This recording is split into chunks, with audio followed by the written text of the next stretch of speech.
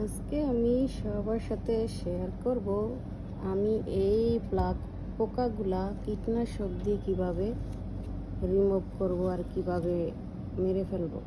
সুন্দর সিম গাছে কেমন ব্ল্যাক পোকাগুলা ভরে গেছে। সো আমি কেমন ভরে গেছে ব্ল্যাক পোকা। সো আমি নিজে কীটনাশক বানিয়ে এগুলা রিমুভ করব। কীটনাশক কিলার বানাবো আমি এখন। আমার এই গাছে আর এই গাছের পাতায় কেমন কালো কালো পোকায় ভরে গেছে। এগুলো হলো আমার আজকের আপডেট। আমি কীটনাশক অ্যাপ্লাই করার পরে সবাইকে শো করব, শেয়ার করব যে আমার গাছের পোকাগুলো আছে, এটা কি চলে গেছে।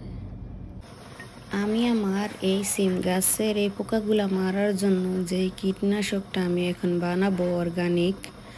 সো এটার জন্য আমি 6-7 কোষা রসুন নিছি, আর হলো 10টা কাঁচামরিচ নিছি, সাথে হইলো আমি 1 চা চামচ মরিচের গুঁড়া নিছি, আর হলো গিয়া ওয়াশিং পাউডার নিছি, যেটা আমি এখন একসাথে ব্লেন্ড করে মিক্স করে নিব। সো আমি ব্লেন্ডারে মরিচের সাথে অ্যাড করে নিছি।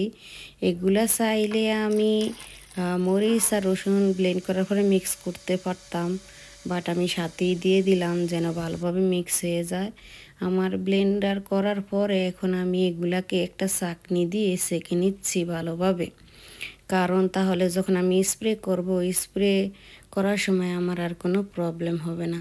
এই তো চাকা হয়ে গেছে।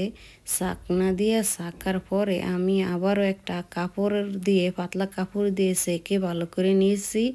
এখন আমি এটা 1 লিটার পানির সাথে মিক্স করে নিব। 1 লিটার পানির সাথে আমি এটাকে মিক্স করে নিলাম। সো এখন এটারে আমি এই বড় বোতল করে, স্প্রে বোতল করে দিতে পারবো।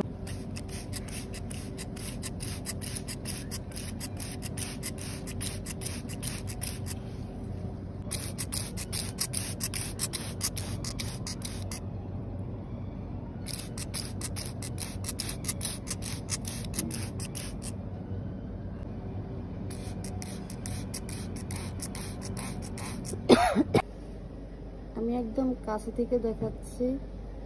কালকে আমি আমার যে মেডিসিনটা আমি বানিয়েছিলাম পোকা মারার জন্য, কি সুন্দর আজকে এগুলো মরে গেছে, একদম মরে গেছে, একদম মরে গেছে। সো আরো কিছু আছে যেগুলা স্প্রে করেছিলাম। এই যে আমি আজকেও আবার মেরে নিব 2-1টা যেগুলোতে আছে পোকা নাই, পিঁপড়া দেখা যায়, পোকাগুলো সব মরে গেছে। আমি আজকেও একটু মেরে নিব। এভাবে আমি 3 দিন স্প্রে করব, যে 1টা-2টা থাকবে, সে 1টা-2টাও চলে যাবে। এই যে এখানে কয়েকটা আছে যেগুলো মরে গেছে, এগুলার কালার একরকম, আর যেগুলো বেঁচে আছে এগুলার কালার হলো আরেক রকম। মরে যাওয়া যেগুলা, এগুলার কালার হইলো ব্ল্যাক হয়ে গেছে, যেগুলো একটু বেঁচে আছে ওগুলার ব্ল্যাক একটু একটু গ্রিন। এই যেমন লাইক দ্যাট ওয়ান।